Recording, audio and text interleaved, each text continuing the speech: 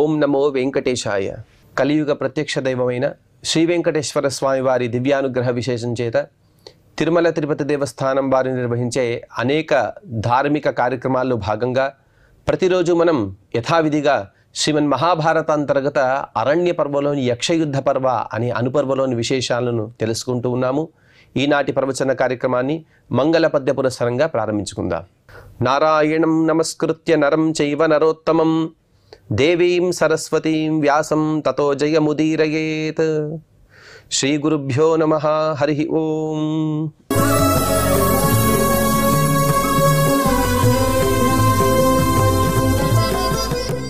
మణిమంతుడు అనే కుబేరుని సఖుడైనటువంటి గొప్ప రాక్షసుడు. అతని వధానంతరం కుబేరుడు కూడా ధర్మరాజ ప్రభుతులు ఎక్కడైతే ఉన్నారో అక్కడికి వచ్చాడు. అక్కడికి వచ్చిన తర్వాత ధర్మరాజాదులు వారందరూ కూడా కుబేరునికి నమస్కరించి వారందరూ కూడా శరణాగతిని కోరుతూ ఉన్నారు అనే విషయం తర్వాత నహ్యాసనవరం శ్రీమత్ పుష్పకం విశ్వకర్మణ విహితం చిత్రపర్యంతం ఆతిష్ఠత ధనాధిపః. కుబేరుడు ఒక రథం పైన వచ్చాడని పూర్వం విన్నాం. కానీ కుబేరుడు ఇంకొక వాహనం పైన కూడా వచ్చాడట. ఇంకొక వాహనం కూడా అతనితో పాటు వచ్చినది అని మనం అనుకోవాలి. అదేమిటంటే శ్రీమత్ పుష్పకం విశ్వకర్మణ విహితం. సాక్షాత్తుగా విశ్వకర్మయే నిర్మించినటువంటి పుష్పక విమానం.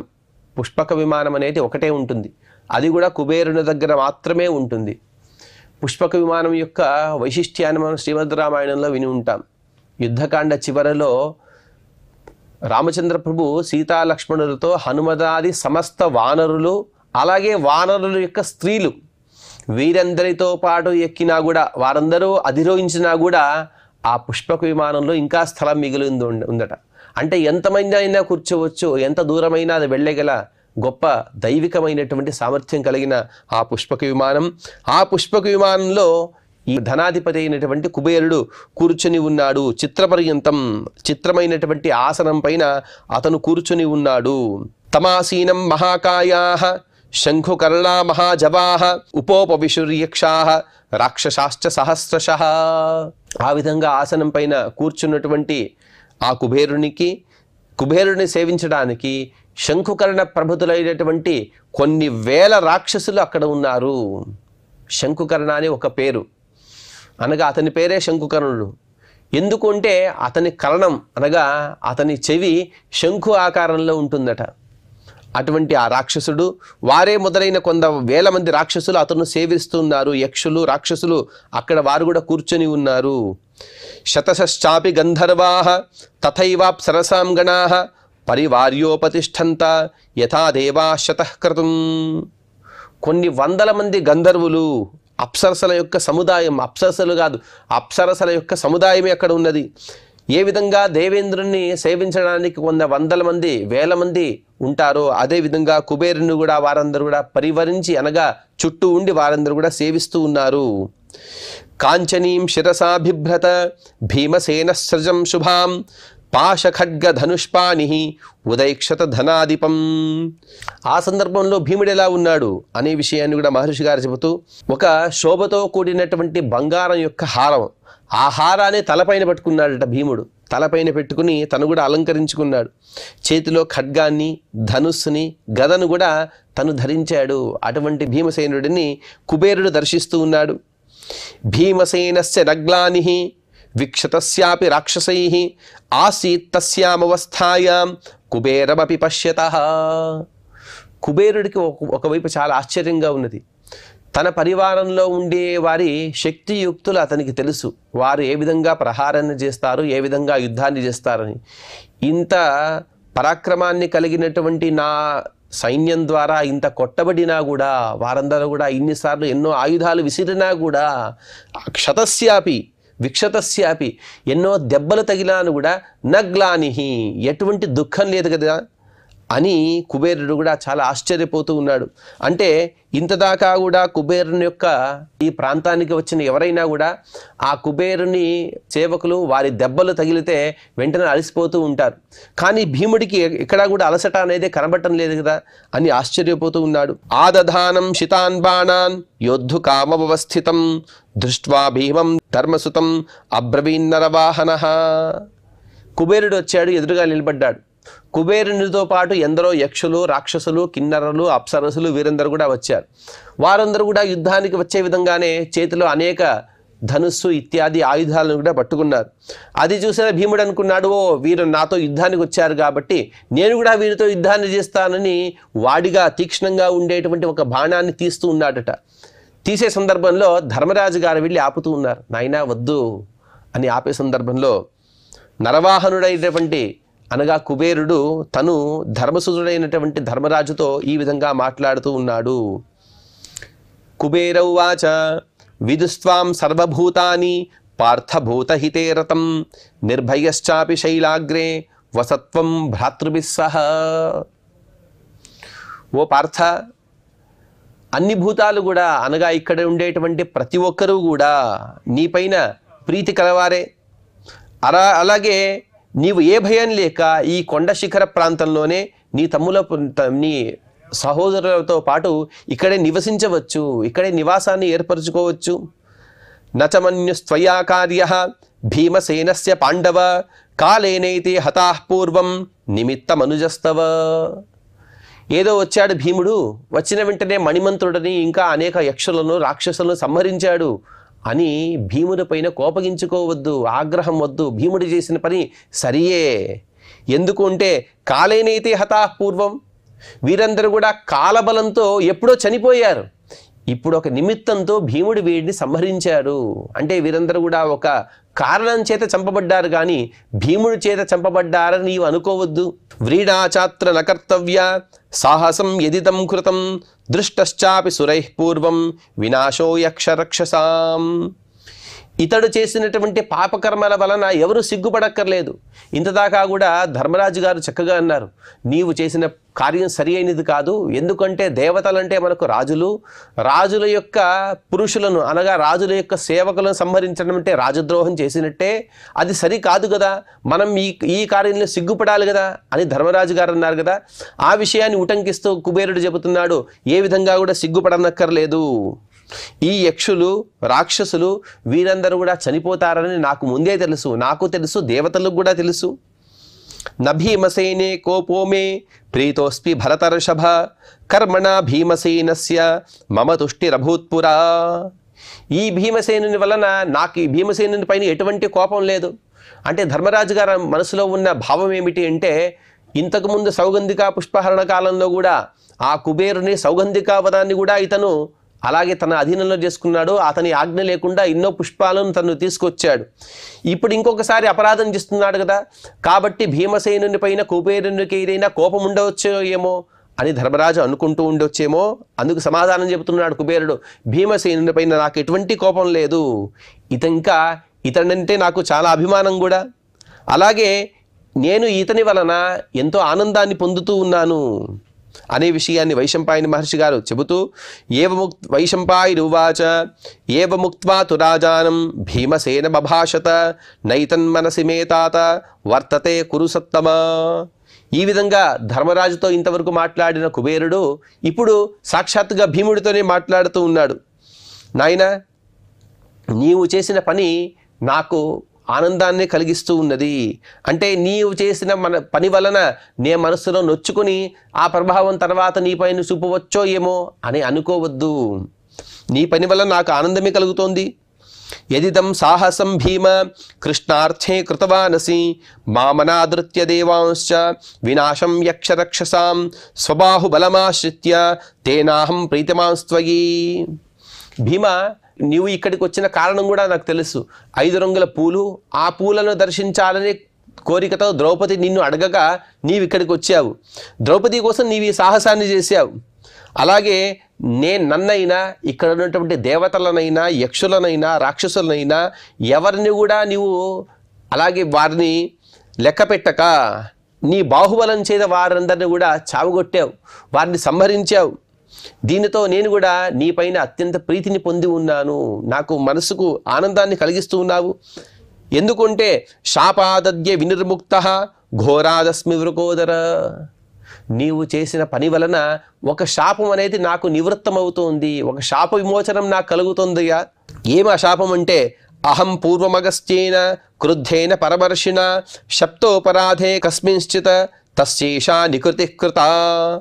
పూర్వం క్రోధాన్ని పొందినటువంటి అగస్త్య మహర్షి ఒక అపరాధం నిమిత్తంగా నన్ను శపించాడు. ఆ శాపానికి పరిహారం నీ వలన నాకు అయింది, అందుకోసం నాకు చాలా ఆనందంగా ఉన్నది. దృష్టో హి మమ సంక్లేశ పురా పాండవనందన నతవాత్రాపరాధోస్తి కథంచిదపి పాండవ. నేను తర్వాత కలగబోయేటువంటి దుఃఖాల గురించి గమనిస్తూ ఉన్నాను. పాండవులకి సంతోషాన్ని కలిగించే ఓ పాండుకుమారా, ఓ భీమసేన, నీ కార్యం వలన ఎటువంటి అపరాధం లేదు, నీవు చేసింది ఇది కూడా అపరాధం కాదు, నీవు చేసిన పని సరి అయినదే అని కుబేరుడు పలకగా దానికి సమాధానంగా యుధిష్ఠిరుడు కూడా ఈ విధంగా మాట్లాడుతున్నాడు. యుధిష్ఠిరువాచ కథం శప్తోసి భగవన్ అగస్త్యేన మహాత్మన శ్రోతుమిచ్ఛామ్యహం దేవ తవైత ఛాపకారణం.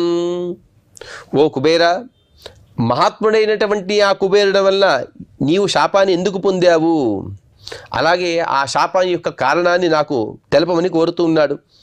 ఇదం శాశ్చర్యభూతం మే యత్క్రోధాత్ తస్య ధీమతః తదైవత్వం న నిర్దగ్ధః సబలః సపదానుగః. అసలు అగస్త్య మహర్షి గారంటే ఏమిటి?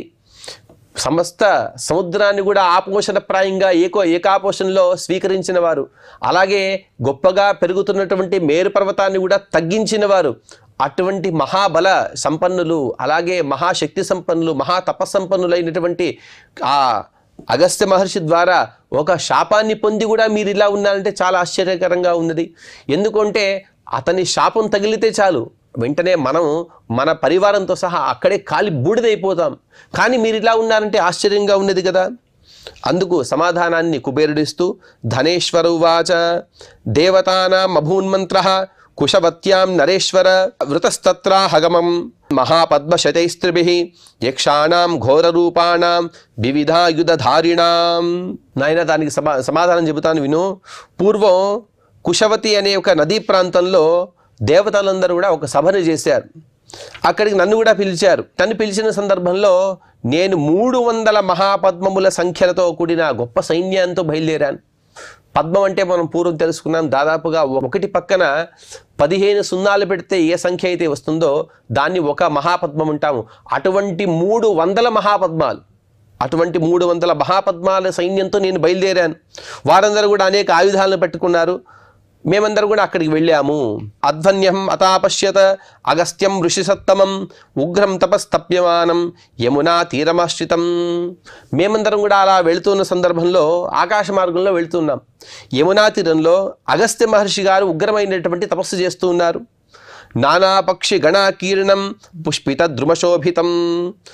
ఆ యమున యొక్క తీర ప్రాంతం ఏదైతే ఉందో పెద్ద పక్షుల గుంపుతో కళకళలాడుతుంది. చక్కగా పూచినటువంటి చెట్లు అక్కడ శోభిస్తూ ఉన్నాయి.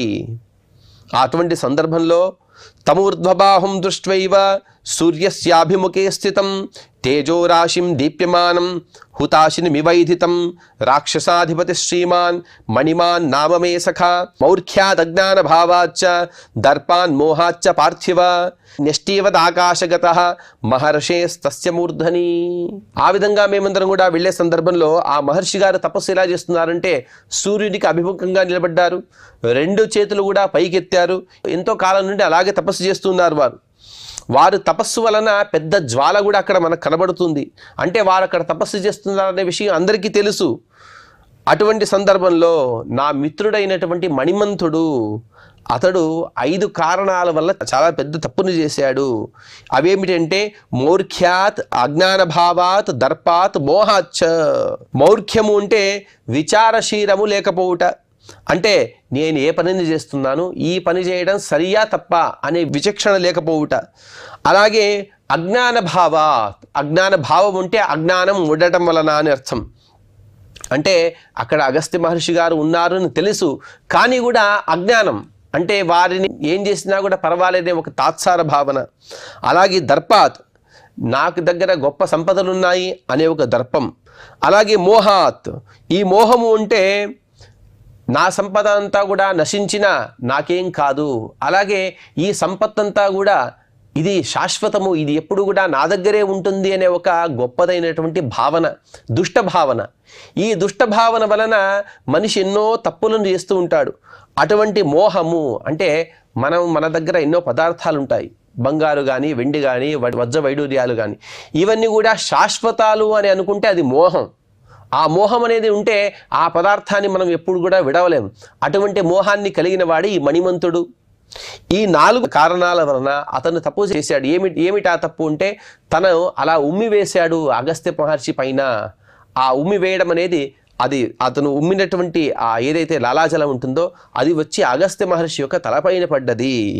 సకోపాన్ మామువాచేదం దిశ సర్వాదహన్నివ మామవగ్నాయ దుష్టాత్మ యస్మాదేశ సఖాతవ దర్శనాం కృతవానేతాం పశ్యతస్తే ధనేశ్వర తస్మాత్ సహైభిః సన్యేస్తే వదం ప్రాప్స్యతి మానుషాత్. మహర్షి గారికి చాలా కోపం వచ్చిందట. ఆ కోపంతో వెంటనే తమ కళ్ళు తెరిచి మమ్మల్ని అందరినీ కూడా చాలా ఘోరమైనటువంటి దృష్టితో చూస్తున్నారు. ఆ దృష్టి ఎలా ఉన్నదంటే మమ్మల్ని అలాగే వారి కళ్ళతో వచ్చేటువంటి అగ్ని ద్వారా దహిస్తారో ఏమో అంత ఘోరమైనటువంటి దృష్టితో వారు మమ్మల్ని చూస్తున్నాడు.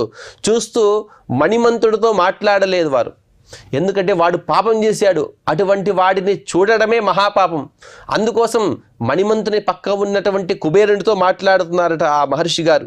అగస్త్య మహర్షి గారు చెబుతున్నారు, నీ స్నేహితుడైనటువంటి మణిమంతుడు మౌర్ఖ్యంతో, అజ్ఞాన భావనతో, దర్పంతో, మోహంతో నన్ను ఇంత అవమానించాడు కదా.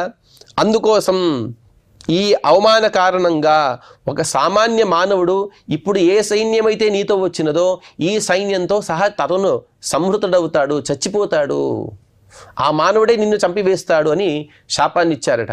అంటే ఆ మణిమంతుడు ఏమనుకున్నాడంటే అగస్త్య మహర్షి గారు ఇతనేమో సామాన్య మనిషి అనుకుని అలా ఉమ్మాడు. దాని వలన అగస్త్య మహర్షి గారు ఇచ్చినటువంటి శాపం ఏమిటి అంటే నన్ను సామాన్య మానవుడని అనుకున్నావు కదా, ఆ సామాన్య మానవుడైన ఒక మహాత్ముడే నిన్ను సంహరిస్తాడు. నీవు ఈ తప్పు చేసావు. ఈ తప్పు చేసే సందర్భంలో నీ చుట్టుపక్కల ఉన్నటువంటి సైన్యంలో ఎవరైనా ఒకరైనా వచ్చి నీవు చేసినది తప్పు అని చెప్పి ఉండవచ్చు. అలా చెప్పి ఉంటే వారు కూడా బతికేవారు. కానీ ఎవరు చెప్పలేదు. మా అధిపతి చేసినదే సరైన వారు కూడా అనుకున్నారు కాబట్టి వారు నీతో పాటు వారు కూడా చనిపోతారు. చూడండి, ఎవరైతే చెడ్డవారుగా ఉంటారో వారితో స్నేహం అనేది ఎప్పుడు కూడా మంచిది కాదు. అందులో కూడా వారు తప్పు చేసే సందర్భంలో వారి పక్కన ఉంటే మనకు కూడా అనేక దోషాలు కలుగుతాయి అనే విషయానికి ఇదే దృష్టాంతం. వాడి పక్కన అనగా మణిమంతుని పక్కన కుబేరుడు కూడా ఉన్నాడు. ఆ కుబేరుడు కూడా ఉన్నప్పుడు కుబేరుడు కూడా ఏది చెప్పలేదు కాబట్టి ఆ కుబేరునికి చెబుతున్నారు అగస్త్య మహర్షి గారు, నీవు కూడా నీ సైన్యాన్ని కోల్పోతావు. అంటే అటువంటి వారితో స్నేహం చేయడం అనేది నీది కూడా ఒక తప్పు అని మహర్షి గారు చెబుతున్నారు. త్వం చాప్యేతైర్ హతై సైన్యైః క్లేశం ప్రాప్యేహ దుర్మతిః తమేవం మానుషం దృష్ట్వా కిల్బిషాద్ విప్రమోక్షసే. అగస్త్య మహర్షి గారు చెబుతున్నారు, నీవు కూడా నీ సైన్యాన్ని కోల్పోతావు. చంపబడిన నీ సైన్యం చూసి నీవు కూడా మనసులో బాధను పొందుతావయ్యా. బాధను పొందినవాడై ఆ మానవుడు ఎప్పుడే చూస్తావో తద్వారానే నీ కూడా శాప విమోచనం. అంటే రాజైన వాడు తన సైన్యాన్ని రక్షించుకోవాలి. అలా సైన్యాన్ని రక్షించుకోకపోతే ఆ సైన్యం ఎవరైతే చంపబడతారో వారి యొక్క తర్వాత వారి కుటుంబం, వారి యోగక్షేమాలు అన్నీ కూడా రాజు యొక్క బాధ్యత కాబట్టి అంతటి బాధ్యత నువ్వు వహించాలి. అలాగే నీవు ఏ సైన్యాన్ని అయితే కోల్పోయావో వారి పరలోకాల యొక్క గతిని కూడా నీ అధీనం. పరలోకాల్లో వారు పొందేటువంటి సుఖదుఖాలు కూడా నీవే కారణం. అందుకోసం నీ సైన్యాన్ని కోల్పోతావు, తద్వారా ఎంతో బాధను కూడా అనుభవిస్తావు.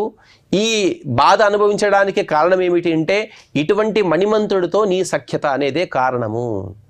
అందుకోసం ఇటువంటి సఖ్యత అనేది పనికిరాదు. కానీ ఎప్పుడైతే నీ సైన్యాన్ని కోల్పోతావో ఆ సైన్యాన్ని సంహరించిన వాడిని రక్షించుకుంటావో అప్పుడే నీ కూడా శాప విమోచనము అనే విషయాన్ని మహర్షి గారు చెప్పారు. సైన్యానాం తత్తవైతేషాం పుత్రపౌత్ర బలాన్వితం నశాపం ప్రాప్యతే ఘోరం తత్తవాగ్నాం కరిష్యతి. మహర్షి గారు ఇంకొక మాటను కూడా చెప్పారు. ఈ సేనలో పుత్రులతో పౌత్రులతో సేనలతో ఎవడు కూడా నీ ఆజ్ఞను పాలిస్తారో వారికి ఈ శాపం అనేది తగలదు. అంటే భీముని చేత చెప్పబడ్డవారు, అలాగే అక్కడ మణిమంతునితో పాటు యుద్ధానికి వచ్చిన వారు ఒకే సైన్యం కాదు. కొందరు అక్కడ ఉన్న పరివారం అయితే, అక్కడ ఉన్న పరివారంలో ఎవరైతే ఈ మహర్షికి చేసిన అపరాధాన్ని ఆమోదించారో, మహర్షి చేసినదే తప్పు అని ఎవరైతే అనుకున్నారో వారందరూ కూడా చంపబడతారు. ఎవరైతే మహర్షి చేసినది సరైన పనే, మణిమంతుడు చేసినది తప్పని ఎవరైతే అనుకుంటారో వారికి ఈ శాపం తగలదు అని మహర్షి గారు చెప్పారు. కాబట్టి ఏష శాపో మయా ప్రాప్తః ప్రాక్తస్మాత్ ఋషిసత్తమాత్ సభీమేన మహారాజా భ్రాత్రా తవ విమోక్షితః. ఈ మొత్తం విషయాన్ని కూడా చెప్పినటువంటి కుబేరుడు, ఓ మహారాజా, ఓ యుధిష్ఠిర, పూర్వం ఆ ఋషి వలన నాకు ఈ శాపం కూడా తగిలినది. నీ తమ్ముడైనటువంటి ఆ భీముని వలన నేను ఈ శాపం నుండి విమోచనను పొందాను, శాప విముక్తిని పొందాను అని చెబుతూ ఇక్కడికి 161వ అధ్యాయాన్ని పూర్తి చేసుకుని 161వ అధ్యాయంలో ఆ కుబేరుడు ఈ విధంగా మాట్లాడుతున్నాడు. ధనదౌవాచ యుధిష్ఠిర ధృతిర దాక్ష్యం దేశకాల పరాక్రమాః లోకతంత్ర విధానానాం ఏష పంచవిధో విధి. ఇంతవరకు కూడా అగస్త్య మహర్షి యొక్క శాపం, ఆ శాపం యొక్క విమోచనాన్ని చెప్పాడు. కానీ ఎప్పుడైతే మహాత్ములను మనం అవమానిస్తామో ఆ అవమానానికి అనేక కారణాలు ఉంటాయి. ఆ కారణాలు మనం అప్పుడప్పుడు పరిహరించుకుంటూ ఉండాలి. అవేమిటో చెబుతాను వినయ్యా. అసలు ప్రపంచం అనేది సుఖంగా ఉండాలంటే 5 కారణాలు ఉంటాయి. 1 ధృతి, రెండవది దాక్ష్యము, 3వది దేశము, 4వది కాలము, 5వది పరాక్రమము. ఈ 5 సరిగ్గా ఉంటే లోకతంత్రం అనేది, అనగా లోక యొక్క గతి అనేది సక్రమంగా సాగుతూ ఉంటుంది. ఇందులో ధృతి అంటే అర్థం ఏమిటంటే, ఏదైనా కష్టాలు వచ్చిన సందర్భంలో మనం అలా నిలకడగా ఉండాలి, ధర్మ మార్గంలో ఉండాలి. కష్టాలు వచ్చినా పర్వాలేదు, కష్టాలను పడతాను కానీ, కష్టాలు అనుభవిస్తాను కానీ నేను ధర్మాన్ని వదలను అనే ఒక ధైర్యంతో ఉండడం. దాక్ష్యము అంటే ప్రయత్నాన్ని చేస్తూ ఉండటం. ఎన్నో కష్టాలు వస్తుంటాయి కానీ ధర్మ మార్గంలో ఉండాలి, అలాగే నా అభ్యున్నతి కొరకు ఏవైతే ప్రయత్నాలు ఉంటాయో ఆ ప్రయత్నాన్ని చేస్తూ ఉండాలి. పరాక్రమం అంటే మనకు తెలిసినదే, శత్రువులని అణచివేయుట. అలాగే దేశం, అలాగే కాలం యొక్క ఆనుకూల్యం. ఏ దేశంలో ఎటువంటి పనులు చేయాలో, ఏ దేశంలో ఏ కాలంలో ఎటువంటి పనులు చేయాలో అవి చేస్తూ ఉండాలి. అందులోనూ కూడా ఈ దేశానుకూల్యం అలాగే కాలానుకూల్యం వీటితో పాటు ప్రయోగిస్తేనే ధృతి కానీ, దాక్ష్యం కానీ, లేకపోతే పరాక్రమం కానీ వాటికి విలువ అనేది ఉంటుంది. దేశకాలానుగుణంగా ఇవి ప్రయోగించకపోతే, ధృతిని దాక్ష్యాన్ని ప్రయోగించకపోతే అవన్నీ కూడా వ్యర్థమవుతాయి. అందుకోసం ఈ 5 కూడా సరిగ్గా ఉండాలి. సరిగ్గా తెలుసుకో యుధిష్ఠిరా, ధృతి, దాక్ష్యము, దేశము, కాలము, పరాక్రమము, ఈ 5 కూడా సరిగ్గా ఉండాలి. ధృతిమంతశ్చ దక్షాశ్చ స్వే స్వే కర్మణి భారత పరాక్రమ విధానజ్ఞాః నరా కృతయుగే భవన్. నాయన, వీటి యొక్క ప్రాధాన్యత కూడా నేను చెప్పాను కదా, వీటికి ఉదాహరణ కూడా చెబుతాను విను. కృతయుగంలో ఉండేవారు ఎటువంటి వారు తెలుసా? నిండైన ధృతి కలిగిన వారు, అలాగే దక్షులు, తమ పనుల యందు విశేషమైనటువంటి పరాక్రమాన్ని పొందిన పద్ధతులు తెలిసిన వారు. కాబట్టి కృతయుగంలో ఉండే జనులందరూ కూడా మహాపురుషులు. అసలు కృతయుగం అంటే ఏమిటో తెలుసా? జ్ఞానప్రధానమైనటువంటి కాలం. కృతయుగంలో అందరూ కూడా జ్ఞానం కోసం తపిస్తూ జ్ఞానార్జనే గొప్పదని అనుకునేవారు. అటువంటి వారు చక్కగా ఉండేవారు. వారు ఎప్పుడు కూడా తప్పు చేసేవారు కాదు. కాబట్టి దేశానికి కాలానికి అనుగుణంగా అన్ని కర్మలు చేసేవారు. కాబట్టి వారందరూ కూడా మహాత్ములు. ధృతిమాన్ దేశకాలజ్ఞః సర్వధర్మ విధానవిత్ క్షత్రియః క్షత్రియ శ్రేష్ఠ ప్రశాస్తి పృథివీం చిరం. అసలు క్షత్రియుడనేవాడు భూమిని చక్కగా పాలించాలంటే ఈ 5 కూడా చక్కగా ఉండవలసినదే. వాడు ధృతి కలిగిన వాడే ఉండాలి. దేశాన్ని, కాలాన్ని, ఏ దేశంలో ఎటువంటి కాలంలో ఈ ధృతి కానీ, దాక్ష్యాన్ని కానీ, పరాక్రమాన్ని కానీ ప్రయోగించాలనేది చక్కగా తెలుసున్నవాడు మాత్రమే ఈ భూమిని చిరకాలం వరకు తను చక్కగా పాలించగలడు. సయేవం వర్తతే పార్థ పురుషః సర్వకర్మసు సలోకే లభతే వీర యశః ప్రేత్య చ సద్గతిం. నాయనా ధర్మరాజా, అన్ని పనుల్లో కూడా ఈ విధంగా ఏ మానవుడైతే తను ప్రవర్తిస్తూ ఉంటాడో, తను ప్రవృత్తిని పొందుతూ ఉంటాడో వాడు ఇహలోకంలో యశస్సుని, పరలోకంలో సద్గతిని పొందుతాడయ్యా. దేశకాలాంతర ప్రేప్సు కృత్వా శక్ర పరాక్రమం సంప్రాప్తస్తి దివే రాజ్యం వృత్రః వసుభిః సహ. ఇహలోకంలో సుఖాన్ని పొందాలి, పరలోకంలో కూడా బాగుండాలంటే దానికి కారణాన్ని చెప్పాను, దానికి ఉదాహరణ కూడా చెబుతాను విను. దేశాన్ని కాలాన్ని చక్కగా తెలిసినవాడు దేవేంద్రుడు. అతను కూడా ఈ విధంగానే ఏ దేశంలో ఎటువంటి కాలంలో వేటిని ప్రయోగించాలో వాటిని ప్రయోగిస్తూ తను కూడా వృత్రాది దైత్యులను సంహరించి చివరికి వసులతో పాటు తను స్వర్గాన్ని పొందాడయ్యా అని కుబేరుడు అనేక ధర్మాలను ఉపదేశిస్తూ ఉన్నాడు. ఏదో కుబేరుడు అంటే ధనాధిపతి, అతనికి ధనం యొక్క వ్యవహారం, అర్థ వ్యవహారం మాత్రమే తెలుసు అని మనం అనుకుంటూ ఉంటాం. కానీ ఎన్నో ధర్మాలను ఆ కుబేరుడు ఇక్కడ మనకు ఉపదేశిస్తున్నాడు. ఇంకా కుబేరుడు ఉపదేశించిన ధర్మాలు ఎటువంటివి అనే విషయాన్ని మనం తర్వాతి ప్రవచనంలో తెలుసుకుందాం. ఈనాటి ప్రవచన కార్యక్రమాన్ని మనం శ్రీ వెంకటేశ్వర స్వామి వారి పాదపద్మముల కింద సమర్పణ చేస్తూ క్షమా ప్రార్థన మరియు మంగళ శ్లోకాన్ని పలుకుదాం. యదక్షర పదభ్రష్టం మాత్రాహీనం చ యద్భవేత్ తత్సర్వం క్షమ్యతాం దేవ నారాయణ నమోస్తుతే. శ్రియః కాంతాయ కళ్యాణ నిధయే నిధయేర్థినాం శ్రీవేంకట నివాసాయ శ్రీనివాసాయ మంగళం.